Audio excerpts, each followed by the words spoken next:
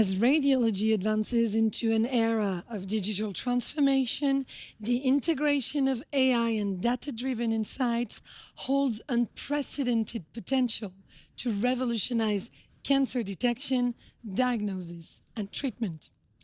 Joining me in the ECR 2025 studio is Gianna Tsakou to discuss the current state and future ambitions of EUCAIM, the European Federation for Cancer Images, a flagship project under the European Cancer Imaging Initiative and the Cancer Image Europe infrastructure it is deploying. Hi, Gianna. Hello. Thank you for being here. So, could you give us a quick refresher on EUCAIM and the Cancer Image Europe infrastructure? Sure. So EUCAIM is a federated large infrastructure that primarily collects large amounts of cancer image data and accompanying clinical data, stores it in a federated way. This is really important, and allows the management of the data and the federated processing in a federated way. Apart from the data, EUCAIM is also about making available a large number of IT tools that allow the pre-processing of the data, allow leveraging this data in a way that it can be used for AI training, for medical research, and many other ways that involve federated processing. So the main purpose of this large infrastructure altogether, the tools and the data, is to fuel innovation and to allow AI tools to be trained and validated using this data. To advance cancer research. Exactly. Okay. Exactly. Okay. Why is, you mentioned data federation, but there is also interoperability. Right. These are really a crucial focus for you, for EUCAIM, but the field needs interoperability. We hear about this issue all the time. How do they enable integration and standardized use of imaging data? So we are all aware that health data is sensitive data. It needs to be private. It needs to be securely stored and stay protected and safe at all times. And data federation allows us to do this in a better way because the data doesn't have to be transferred. It stays where it is originally produced. And in this way, we avoid, let's say, one of the major risks when transferring data.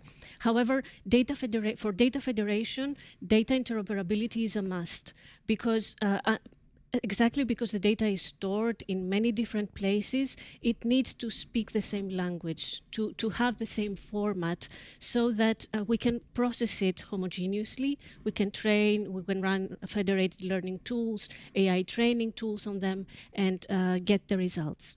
So that's why data interoperability and data federation really go together. This is a major issue. Data is being generated, but it doesn't speak the same language. This is what you're saying. Exactly. And this is where the EUCAIM common data model and the EUCAIM hyper-ontology comes. Okay, please help us grasp what hyper-ontology is all about. Sure.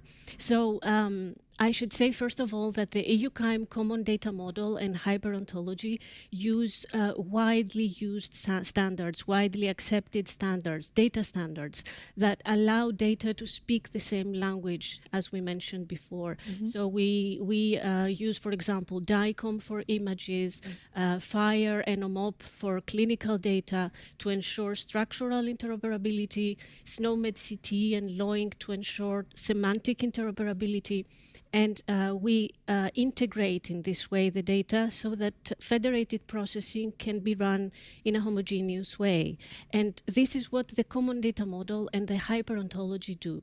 Now, when a data provider wants to connect with the federation and they don't already have a data repository ready and they want to build it from scratch, they can opt for using the common data model of EUCAIM because it will help them standardize their data and integrate it with the rest of the federation. If, on the other hand, a data provider already has a repository that uses its own language, its own models, its own formats, we still need to translate this into the EUCAIM common data model. And this is what the hyper-ontology does. It's kind of a translator, a semantic connector. It's a semantic connector. So you connect your own terms with the standard terms of the hyper-ontology, and then it is possible to have this semantic interoperability. This is wonderful talking to a linguist who studied natural language processing, because the way you explain it is understandable for me, at least. Great.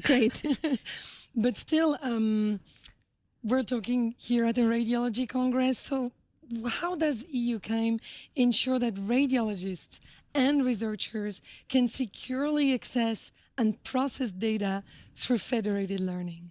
Yeah, so federated learning by itself is one of the measures of security and privacy for the data, because, as we said before, the data doesn't have to leave the premises.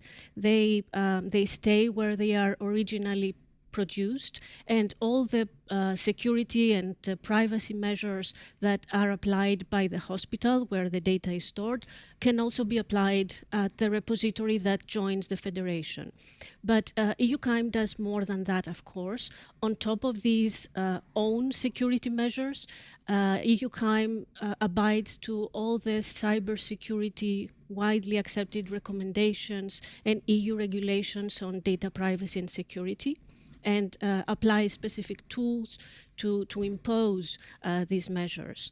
And it does even more than that. So for the IT tools that are run on the data by medical researchers, radiologists, and other data users, there is a prior registration process for these tools so that they are screened, they are checked from many aspects, including security and data privacy.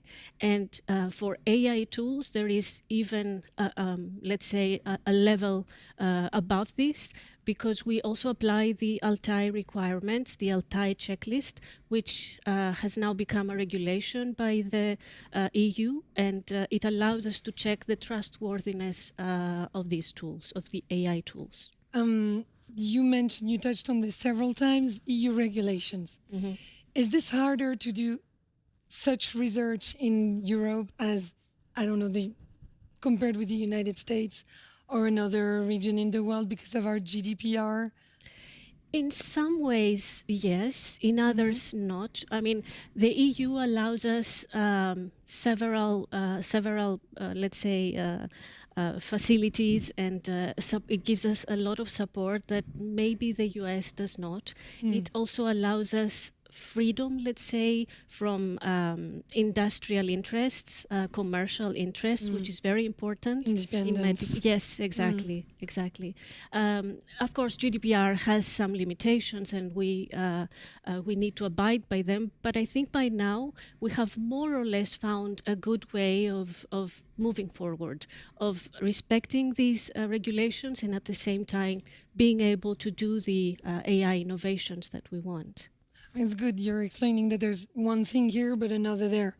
If you have benefits in one part of the world, then there are other benefits in another part. Yeah. Great.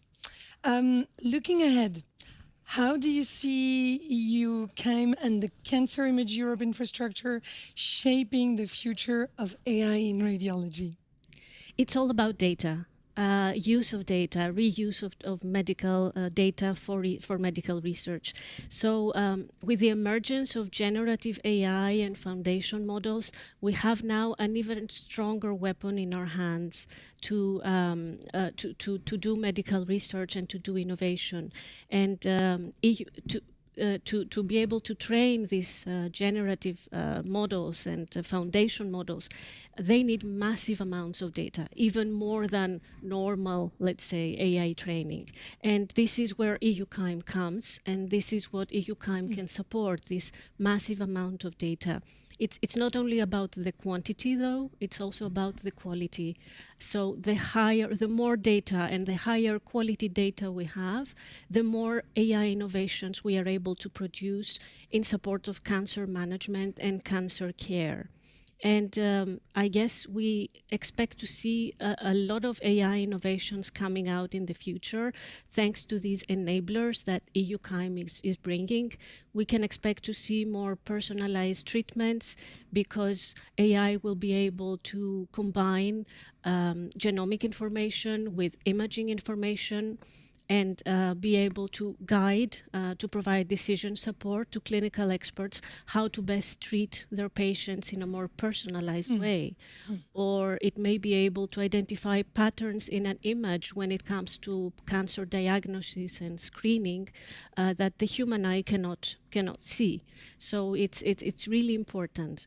And one important dimension of EUCAIM that I would like to stress is that it seeks interoperability not only for the imaging data that we are collecting, but also with other major data infrastructures that collect other types of data, like genomic data, Eurobioimaging, other big data repositories that are there, and we try to interconnect everything. This has not escaped your attention. The theme of the ECR is planet radiology. So sustainability is increasingly being tackled here as well in radiology. AI certainly presents all the benefits that you've just mentioned, and it has to be developed, but it also consumes a lot of energy and it demands a lot of money. How do you think we can balance all these needs and all these conditions? Well, we have to find a way. I'm not sure I have the answer. It's the 1 million euro question, Yes. but we have to find the answer. And there are good efforts being done, again, funded by the European Commission, many of them, which is important. We have the support. There's a lot of research going on how to optimize energy efficiency when training these kinds of large AI models that consume indeed quite a lot of resources, and we are in a very good way. Also, the Commission has very recently launched a very important initiative, the AI Factories Initiative, which is all about enabling researchers, especially SMEs who need resources to train their AI models, to produce their AI innovations. And in these AI factories, one of the major dimensions is energy efficiency, how to establish these to facilitate the research, but also at the same time be as energy efficient as possible. Wonderful. So we are in a good way to do it. There's awareness. It's challenging. Sure. It is challenging. Yeah, but this is happening. Yeah. And we have partners who are doing this, involved also in EUCAIM, like the Barcelona Supercomputing Center. So it's a big effort. It's a big effort by many players, and it's in the good road. Thank you so much, Gianna, for your time, for all your explanations. Thank you. It was a pleasure. My pleasure too. Thank you all for watching. We'll take a short break and be back quickly. Thank you.